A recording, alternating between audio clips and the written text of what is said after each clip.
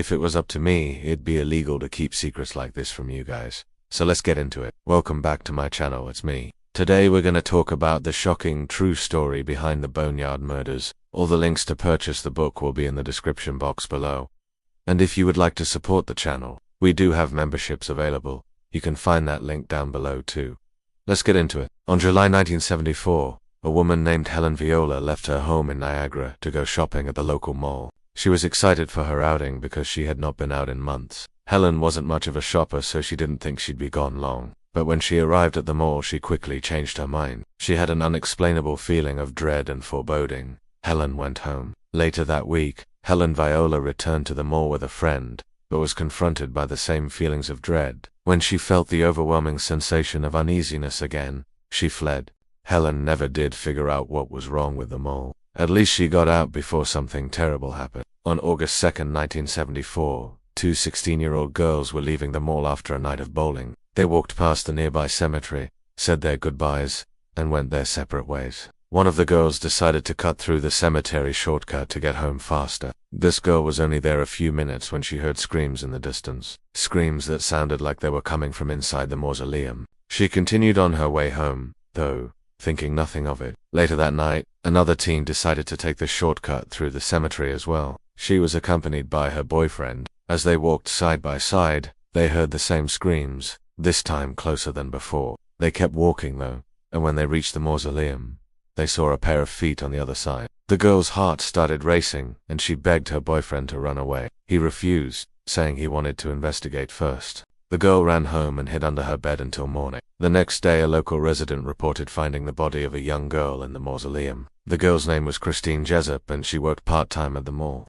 Her killer had struck her in the head with a tire iron, then dragged her to the mausoleum and sexually assaulted her. Unfortunately, this was just the beginning of the killings. Over the next few years, more and more bodies began turning up around the area, all victims of a serial killer. Today, we know him as the Boneyard Killer. And if I told you that there were 8 confirmed victims, would you believe me? Yeah, me neither. There were actually 15 confirmed victims, with 3 more possible. The victims' bodies were found buried in shallow graves in the backyard of a house located at 2355 Military Road in Niagara.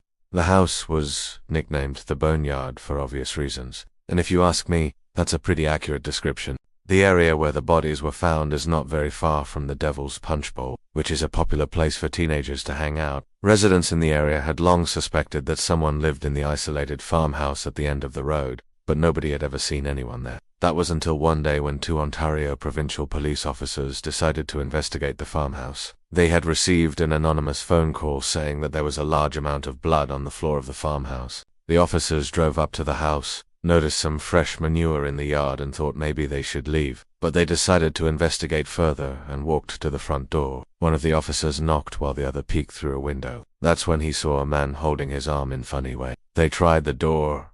It was unlocked and they walked in. As the officers entered the house, they encountered a man carrying an arm. He dropped the arm and ran to hide under a table. The officers immediately drew their guns and demanded that the man come out from under the table. He crawled out slowly and identified himself as Kenneth B. The officers took him to the backyard where they found the first set of remains. To say the police were shocked would be a horrific understatement. The officers returned to the house to do a full search and found several more sets of remains. Eventually, Kenneth confessed to killing 15 women and girls, although he later recanted his confession and pleaded not guilty to all charges. During his trial, he testified that he had strangled 10 women and killed 5 others by hitting them over the head with a tire iron.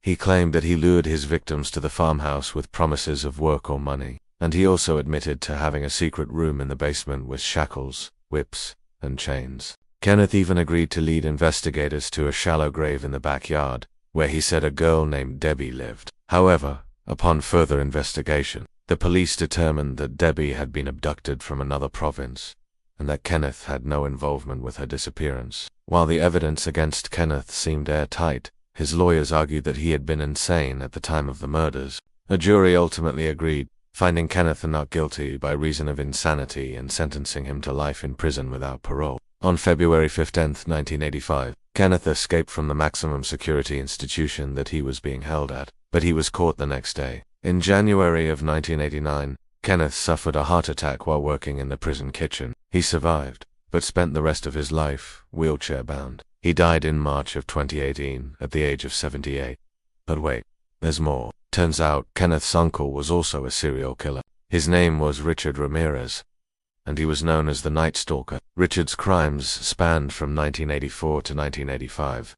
He broke into homes, tortured families, and committed horrible acts. He was finally caught and sentenced to death. He died in 2013 of natural causes while in prison. In addition to the 15 confirmed victims, there are 3 possible victims that may have also lost their lives at the hands of Kenneth Beyond. One of these possible victims was a nurse named Debbie, who was only 18 years old when she disappeared. It was assumed that Kenneth killed her, but that was never proved.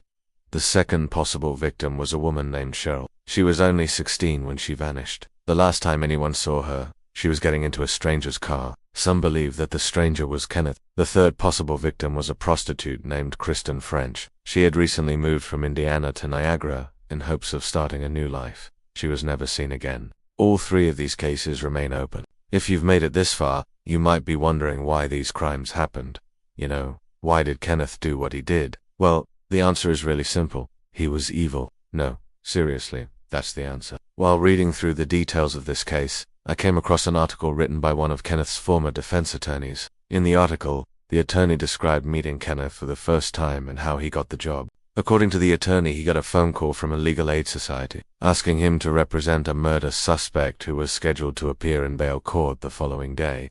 The attorney didn't want the job, but he was talked into doing it. He met with Kenneth in jail and was shocked by his lack of remorse. He wrote that Kenneth looked at him as if he were a morsel of food floating within reach of a hungry lion. To say that he was unnerved would be an understatement. He describes Kenneth as cold, calculating, and sadistic, and honestly, those are words I would definitely use to describe him as well. And that was the true story behind the Boneyard Murders. If you'd like to watch another video just like this one, then check out the link on screen now. Until next time, I'm your host. Stay safe and don't forget to follow.